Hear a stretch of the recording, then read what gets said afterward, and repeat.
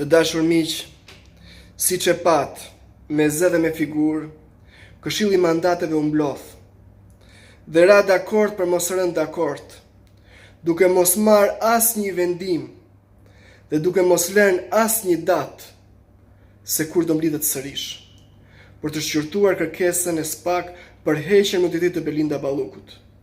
Duke mos marrë asnjë vendim, saboton këtë institucion dhe duke minuar drejtsinë dhe duke tallur me qytetarët, sepse Këshilli i mandateve nuk e ka të drejtën të gjykojë.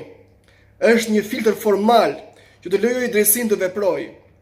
Por një vend si Shqipëria merret kohë, studiohet dhe drejtësia shpërndahet, kurse në një vend të Bashkimit Evropian kërkesat e prokurorisë shqyrtohen dhe merren vendimet urgjentisht, kur në Shqipëri është një standard i dyfisht ku ligji për qytetarët ekzekutohet me njëherë, ndoshta për qytetarët futen dhe në burg, por për politikant negociohet, sepse këta e gjenë gjithmonë rrugën për të mbrojtur.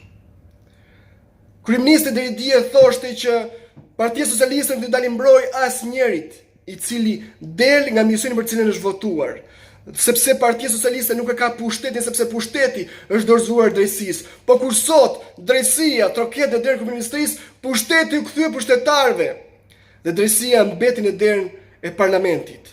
Sepse kur drejtësia kërkon të gjykojë pushtetarët, pushteti e mbyt. Sepse këta e gjenë gjithmonë rrugën për të rënë në këmbë, kurse qytetarët e shkret bien gjithmonë në gjunjë. Në një vend normal, kur pushteti mbron të korruptuarit, qytetarët kanë të drejtë të protestojnë në mënyrë paqësore për të kërkuar zgjedhje të parakohshme, sepse këta kanë frikë, sepse këta janë kthyer aleance përjetshme të korruptuarve. Këta kanë frikë për hapjen e kutisë të Pandorës, sepse do bien të gjithë, sepse është një zinxhir i mirë strukturuar, me në krye garantin e të korruptuarve, kryeministrin e Shqipërisë.